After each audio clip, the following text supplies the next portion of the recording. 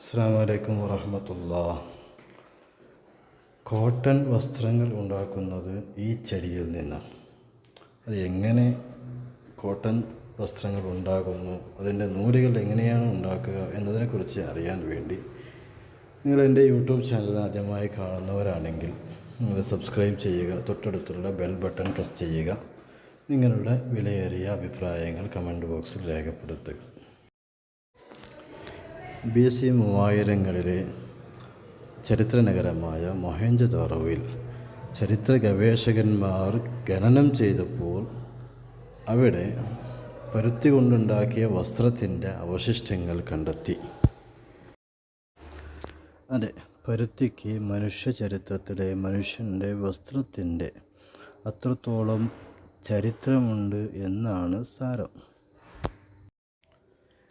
ലോകത്തിൽ ഏറ്റവും കൂടുതൽ പരുത്തി കൃഷി ചെയ്യുന്ന രാജ്യങ്ങളിൽപ്പെട്ട ഒന്നാണ് ഇന്ത്യയും ചൈനയും.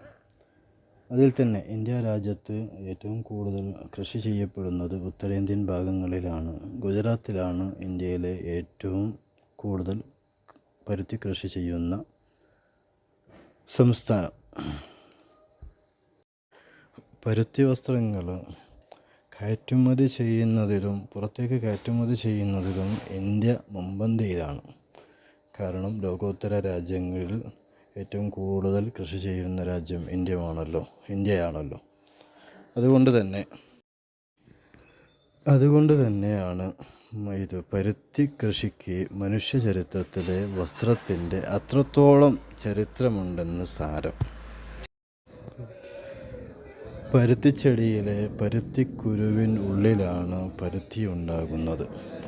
പാകമായ പരുത്തിക്കുരു സ്വയം പൊട്ടി വിടരുകയും പിന്നീട് അതിൽ നിന്ന് പരുത്തികൾ ശേഖരിച്ചുകൊണ്ട് ഇങ്ങനെയുള്ള അത് നെയ്തെടുക്കുന്നതായ ഫാക്ടറികളിലേക്ക് എത്തിക്കുകയും പിന്നീട് അവിടെ ഇതുപോലെയുള്ള മെഷീനുകളിലിട്ട് ഒരുപാട് പ്രോസസ്സിങ്ങുകളൊക്കെ നടന്ന് അത് ഒരു ചെറിയ നൂലുകളായി വിഭജിച്ചെടുക്കുകയും അത് മറ്റുള്ള സ്ഥലങ്ങളിലേക്ക്, ഗുജറാത്ത് പോലെയുള്ള വൻകിട വസ്ത്ര കമ്പനികളിലേക്ക് കയറ്റുമതി ചെയ്യുകയും ചെയ്യുന്നു.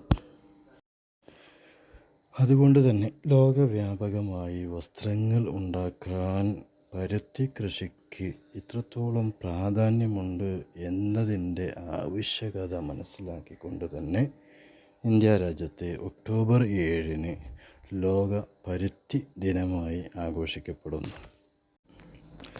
അതുപോലെ തന്നെ പരുത്തി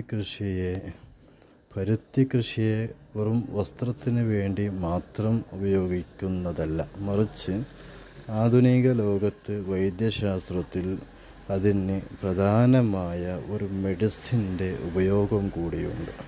പരുത്തി കൃഷിയിലെ പരുത്തി ചെടികളിൽ നിന്ന് അതിൻ്റെ ഇലയും അതിൻ്റെ പുറംതൊലികളും അതുപോലെ തന്നെ അതിൻ്റെ വിത്തുകളും മരുന്നുകളായി ഉപയോഗിക്കാറുണ്ട്. അതുപോലെ തന്നെ അതിൻ്റെ വിത്തുകളിൽ നിന്ന് എണ്ണ ഉണ്ടാക്കിയെടുത്ത് അതിനെ ഭക്ഷണത്തിൽ ഉൾപ്പെടുത്തി കഴിക്കുന്ന സമ്പ്രദായവും ഉണ്ട്.